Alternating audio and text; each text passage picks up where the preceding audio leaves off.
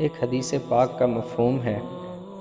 حضور اقدس صلی اللہ علیہ وسلم کا ارشاد ہے کہ لا الہ الا اللہ والوں پر نہ قبروں میں وحشت ہے نہ میدان حشر میں اس وقت۔ گویا وہ منظر میرے سامنے ہے کہ جب وہ اپنے سروں سے مٹی جھاڑتے ہوئے قبروں سے اٹھیں گے اور کہیں گے تمام تعریفیں اس اللہ کے لیے ہے جس نے ہم سے ہمیشہ کے لیے رنج و غم دور کر دیا۔ دوسری حدیث میں ہے کہ لا الہ الا اللہ والوں پر نہ موت کے وقت وحشت ہوگی نہ قبر کے وقت۔ فائدہ میں لکھتے ہیں کہ حضرت ابن عباس رضی اللہ عنہ فرماتے ہیں کہ ایک مرتبہ حضرت جبریل علیہ السلام حضور اقدس صلی اللہ علیہ وسلم کے پاس تشریف لائے۔ حضور صلی اللہ علیہ وسلم نہایت غمگین تھے۔ حضرت جبریل علیہ السلام نے عرض کیا کہ اللہ جل جلالہ نے آپ کو سلام فرمایا ہے اور ارشاد فرمایا ہے کہ آپ کو رنجیدہ اور غمگین دیکھ رہا ہوں، یہ کیا بات ہے؟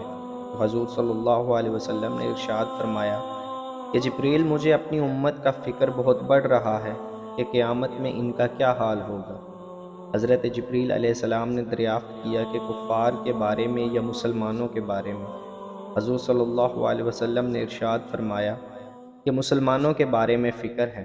حضرت جبریل علیہ السلام نے حضور صلی اللہ علیہ وسلم کو ساتھ لیا اور ایک مقبرہ پر تشریف لے گئے جہاں قبیلہ بنو سلمہ کے لوگ دفن تھے۔ حضرت جبریل علیہ السلام نے ایک قبر پر اپنا پر مارا اور ارشاد فرمایا کہ اللہ کے حکم سے کھڑا ہو جا۔ اس قبر سے ایک شخص نہایت حسین خوبصورت چہرے والا اٹھا۔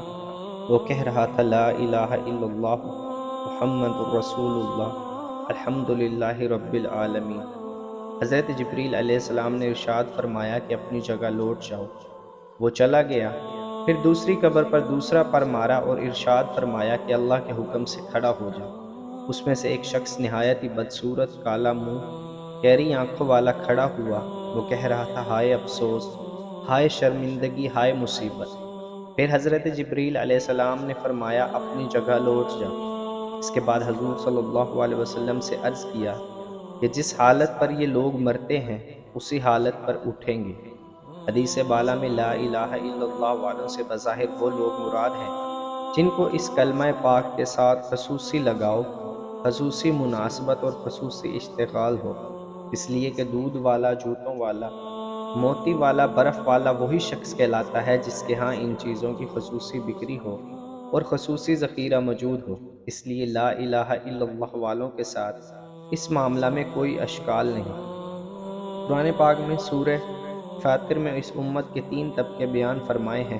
ایک طبقے کا بیان فرمایا ہے کہ جن کے متعلق حدیث میں آیا ہے کہ وہ بے حساب جنت میں داخل ہوں گے۔ ایک حدیث میں وارد ہے کہ جو شخص 100 مرتبہ لا الہ الا اللہ پڑھا کرے اس کو حق تعالی شانو قیامت کے دن اس حالت میں اٹھائیں گے کہ 14ویں رات کے چاند کی طرح اس کا چہرہ روشن ہوگا۔ حضرت ابو دردہ رضی اللہ عنہ فرماتے ہیں کہ جن لوگوں کی زبانیں اللہ کے ذکر سے تر و تازہ رہتی ہیں وہ جنت میں ہنستے ہوئے داخل ہو جائیں گے۔ حضور اقدس صلی اللہ علیہ وسلم کا ارشاد ہے کہ حق تعالی شانو قیامت کے دن میری امت میں سے ایک شخص کو منتخب فرما کر تمام دنیا کے سامنے بلائیں گے اور اس کے سامنے 99 دفتر اعمال کے کھولیں گے۔ ہر دفتر اتنا بڑا ہوگا کہ منتہائے نظر تک، یعنی جہاں تک نظر جائے گی وہاں تک پھیلا ہوا ہوگا۔ اس کے بعد اس سے سوال کیا جائے گا کہ ان اعمال ناموں میں سے تو کسی چیز کا انکار کرتا ہے؟